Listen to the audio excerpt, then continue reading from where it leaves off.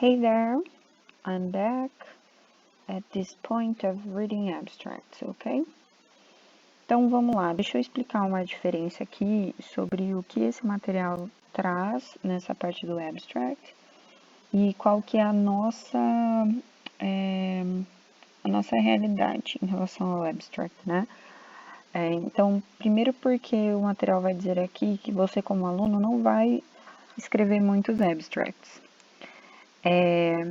Mas nós estamos numa licenciatura de letras em inglês e nós temos um caminho até profissional pela frente, que é de produzir esses abstracts para alguns artigos que já estão feitos. As pessoas elas procuram a gente para fazer os abstracts, né?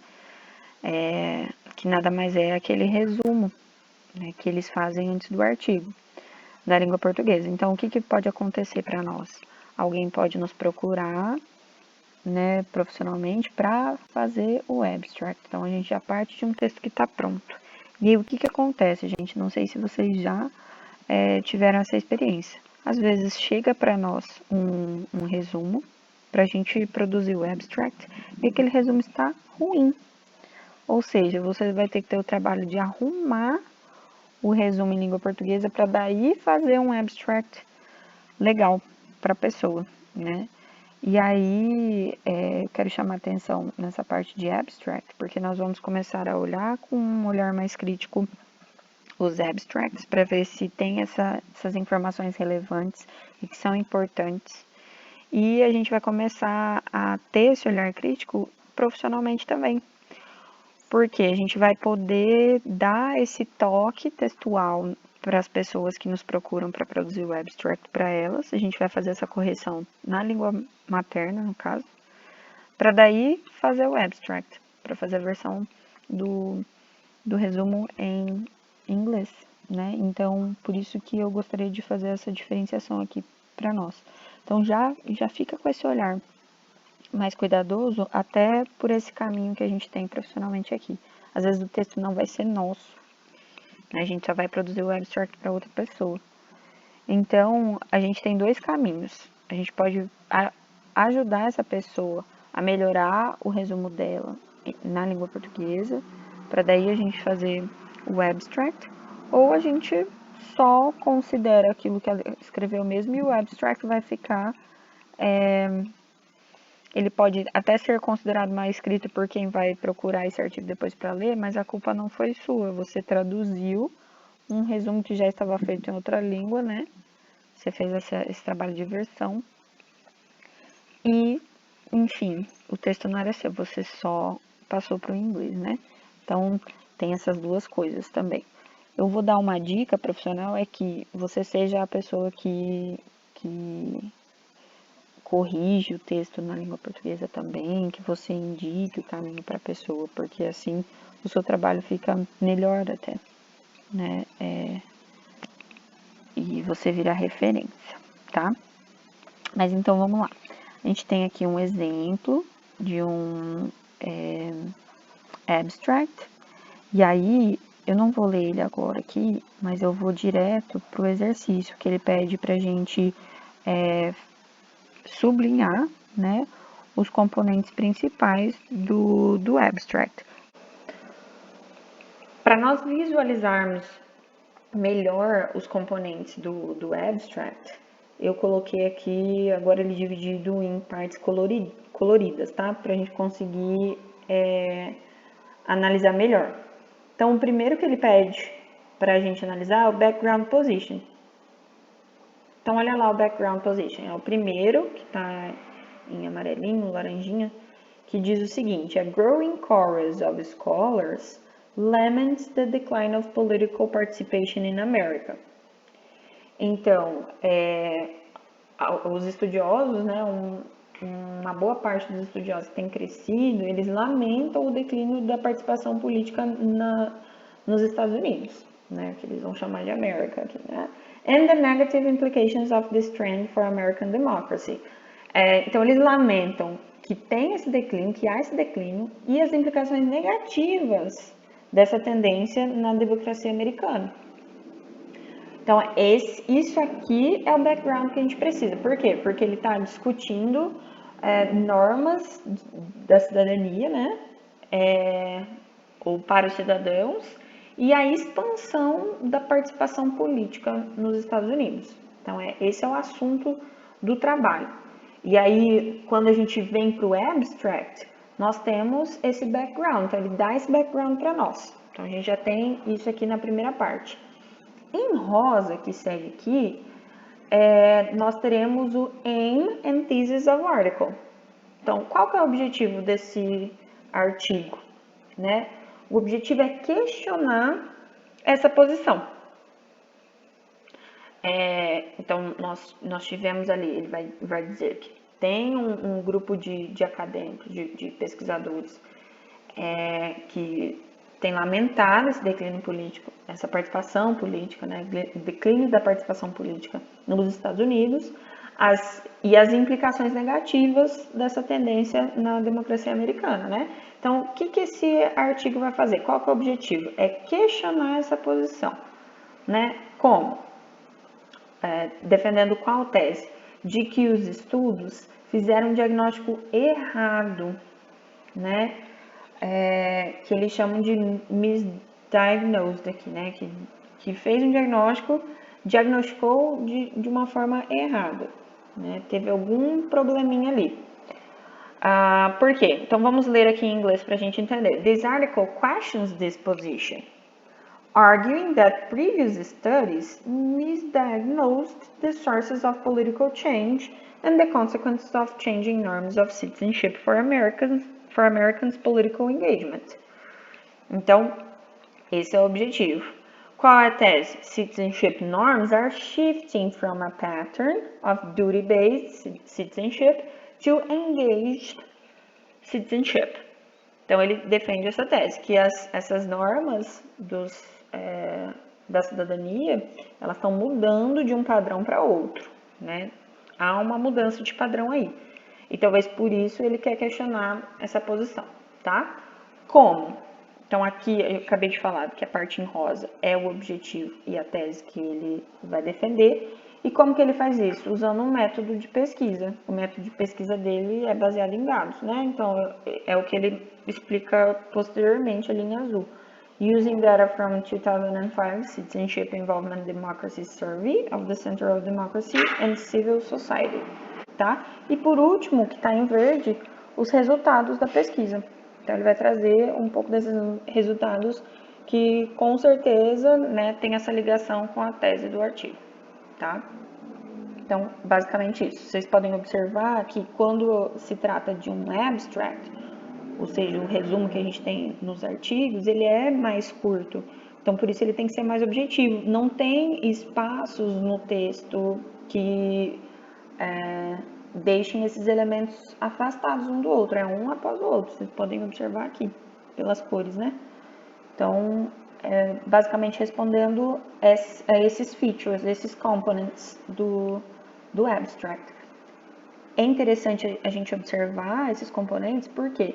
Porque um bom resumo, um bom abstract, traz esse tipo de componentes, para informar o background, para informar qual é o objetivo, para trazer já o método e qual foi o resultado, né? Porque se ele tiver assim, bem estruturado, bem escrito, bem amarrado, é um artigo que provavelmente vai ser lido e vai ter alcance internacional, né? Esse que é o objetivo, então. Apostar num resumo, num abstract bem escrito, com as informações necessárias para que quando alguém for buscar um texto relevante, ele consiga encontrar esses elementos só lendo o abstract. Não vai ter o trabalho de ler o texto todo para poder eleger ou não como relevante para o seu trabalho. Seguindo, a gente tem Fact and Opinion. Aqui, nessa parte do material, ele traz um exercício bem bacana para a gente parar um pouquinho e pensar no que representa fato e o que representa opinião. E é interessante isso vir no nosso material nesse momento, no país, porque não só no país, mas eu acho que no mundo como um todo, né? Temos aí um grande público que confunde opinião com fato, ou o contrário, vice-versa, né? Então, olha só que interessante que ele traz para nós. A gente tem aqui, fato. Rice is grown in warm, wet climates. Isso é um fato, né? Você não consegue em outras condições climáticas. O que é a opinião? I like rice. Isso é uma opinião. Então, como é que você refuta, por exemplo, um fato? Tem como refutar com uma opinião? Não. Eu não posso dizer que a informação que ele me trouxe como um fato, rice is grown in warm, wet climates, falando assim, I don't agree, because I don't like rice. Né? Não tem como. Então, é esse exercício que ele traz para nós, para a gente, sei lá, melhorar o nosso termômetro do que é fato e o que é opinião. E esse é um exercício muito importante para o nosso processo de escrita acadêmica, obviamente, e até para a nossa leitura de mundo, pelo que a gente tem vivido ultimamente. Então, vamos lá. Bom, essas 5 afirmações que o exercício traz são de dados do Reino Unido. Então, eu tive que fazer uma pesquisa rápida no Google para poder resolver o exercício, mas que vocês também poderiam fazer um pouco mais numa linha intuitiva, com o conhecimento de mundo de vocês. Então, o ponto seguinte, então, é sobre a gente avaliar criticamente algumas fontes da internet, né? Por quê? Porque nós vamos extrapolar muitas vezes a lista que os nossos professores nos passam, né? De leitura. Então, nós vamos atrás de outras fontes, nós vamos ir para websites. Então, precisamos ter cuidado quando vamos para essas outras fontes, né? Porque em tempos de internet nós temos que tomar cuidado e também tomar todas as precauções possíveis em relação a fake news, sensacionalismo, né? Plágio. Todo cuidado é pouco quando a gente vai para a internet. Então, o que o material está trazendo aqui para nós? Alguns pontos que vale a pena a gente debruçar um pouco. Primeiro, is this a reputable website? For example, with AC, which means academic in the URL. Então, tem esse AC de academic? Já é uma boa de você observar, se ele é da linha acadêmica mesmo. Outro ponto, is the name of the author given? Is the name of the author given? Então, tem lá o nome do autor do texto? Que quando a gente vai para um website que a gente desconfia, né, não é muito confiável, assim, normalmente não tem o autor, ou se tem um nome, ele pode ser um nome fictício, né? Então, por isso que ele pergunta, is he or she well known in the field? Então, pelo campo que você está pesquisando, né, a linha, o campo de conhecimento, essa pessoa, esse autor, ele é bem conhecido? Presta atenção nisso, isso é importante de você considerar, tá bom? Is the language of the text in a suitable academic style? Olha para isso também. Por isso que a gente é tão firme com vocês na produção acadêmica. Por quê? Porque isso nos diz sobre a seriedade do texto, né? Se é um texto que vale a pena mesmo você debruçar o seu tempo sobre ele, né? Então tem que estar no estilo mais acadêmico. E tem erros no texto, né? Spelling mistakes, careless approach. Olha para isso também. Isso também é uma forma de você identificar se o texto ele é reliable ou não, tá? Outra coisa que ele pede para a gente fazer aqui é para comparar 2 textos da internet sobre deforestation, né? E qual que seria considerado mais reliable? Pelos aspectos que a gente observa no primeiro e no segundo texto, a gente vê que o primeiro tem erros gramaticais, né, erros de grafia, na verdade, não tem source, né, fonte, e parece que está mais numa pegada de dramatizar o subject ali, né? Ele exagera as coisas. Os números que ele traz são exagerados. Já em contraste com o segundo texto, né? O segundo texto ele é mais accurate, que é o que ele diz aqui para nós. Ele tem uma linguagem mais semiformal, né? Tá incluindo fonte, estação, enfim. Parece ser mais reliable. A gente acha que é mais confiável mesmo comparando os dois. No próximo, ele traz um exercício prático para você aplicar essas técnicas e observar esses detalhes, tá? Então, ele pede para você decidir se você pode confiar ou não nas informações, né? E listar ali as razões pelas quais você decidiu se é reliable or not. Então, eu já fiz o exercício também comparando os dois e já coloquei os três, desculpa. Já coloquei as respostas aqui. Então, considerando, né, que o primeiro ele é meio sensacionalista também, assim, né? Traz uma oportunidade de ganhar dinheiro fácil, sem precedentes, né? Você não precisa de ter experiência, tá bem assim, dá para desconfiar. Quando o santo é muito bom assim, né? Tem que desconfiar. A linguagem tá muito informal, enfim, não é um texto para se confiar. Então, eu coloquei I can't trust it because it seems too easy to make money with no precedents, ok?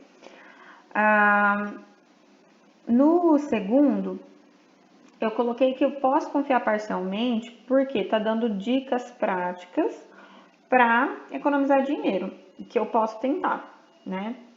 Vai mais para pragmática, assim. Não tem vocabulário acadêmico nem nada, mas se eu estivesse procurando dicas na internet, acho que isso poderia ser parcialmente confiável para eu tentar. São dicas até meio óbvias para a gente economizar a grana, né?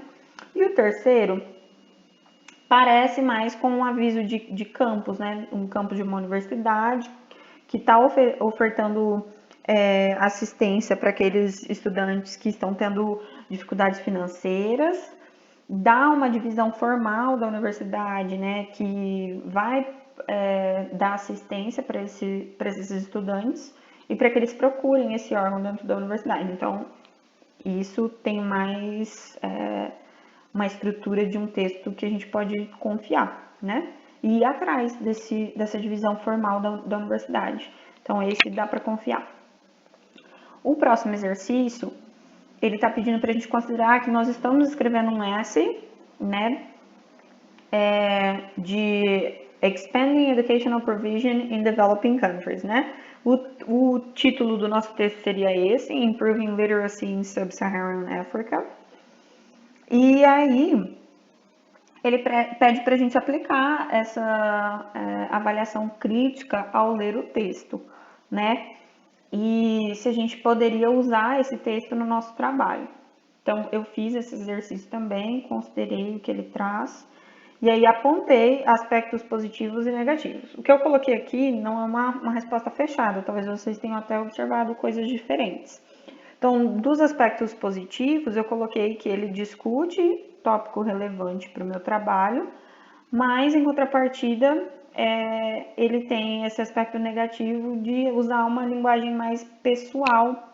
Ele não está impessoal, como nós vimos que é um feature de um texto acadêmico, né? E o que ele traz de dados não é citado fonte, então isso também é um aspecto negativo, tá?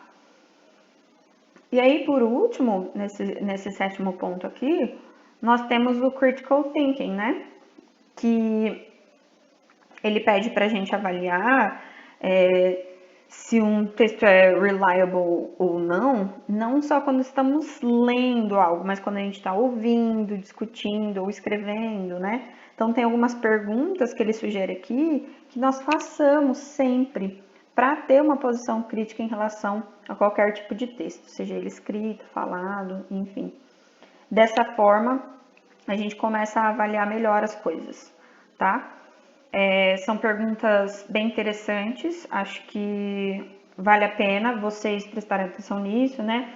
Quais são as ideias principais do que eu estou analisando agora.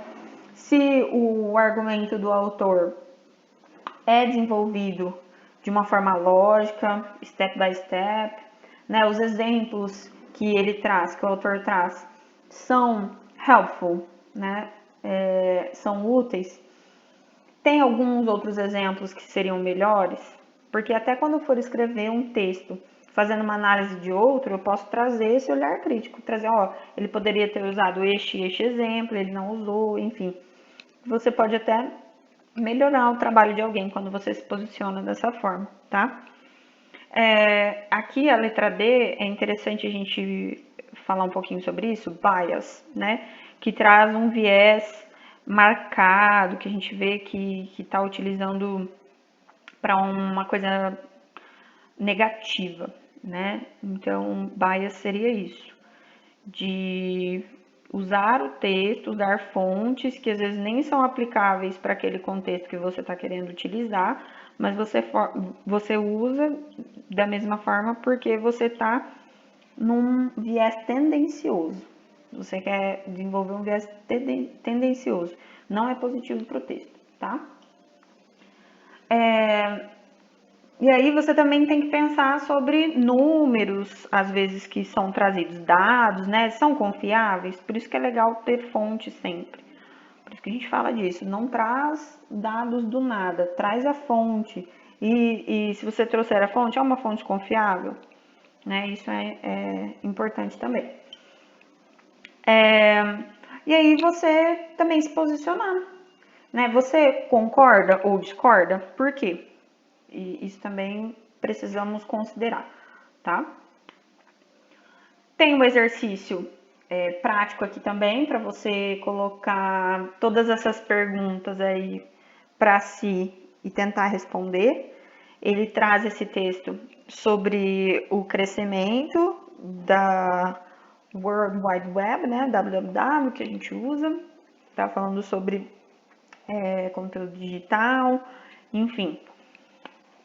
Ele já trouxe no corpo do texto partes em negrito, porque é o que ele vai evocar na hora de discutir, tá? Eu não vou me alongar muito aqui na discussão para não ficar tão longo o material dessa aula, tá? Mas é interessante você tentar responder essas perguntas. Né? Então, primeiro lá, such as the invention of the wheel, money and the telephone. Are these really critical developments?